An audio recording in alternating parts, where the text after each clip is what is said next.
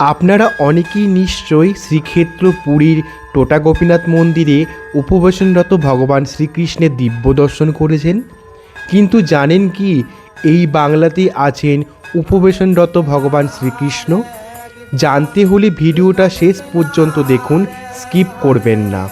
প্রায় 500 বছর আগে কণ্টকনগরে এক কুমোর মৃত্তিকা খনন করতে গিয়ে অজান্তে আঘাত করেন ভগবানের মস্তকে। সেই রাতে শ্রী শ্রী রাধাকান্ত জিউ স্বপ্নাদেশ দেন কুমোর ও মধুপণ্ডিত গোস্বামীকে।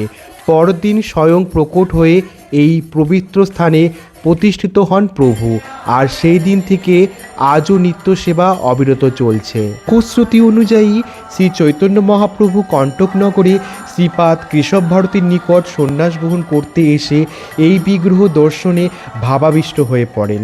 এই মন্দিরে রাসক্লান্তি ভঙ্গিতে উপবেশনরত শ্রী শ্রী রাধাকান্তজিউ, বামে শ্রী রাধিকা আর দক্ষিণে ললিতাজি চামর সেবায় দণ্ডায়মান। শ্রীক্ষেত্র পুরীর টোটা গোপীনাথ ছাড়া এমন উপবেশনরত শিব বিগ্রহের দর্শন সত্যিই অত্যন্ত বিরল।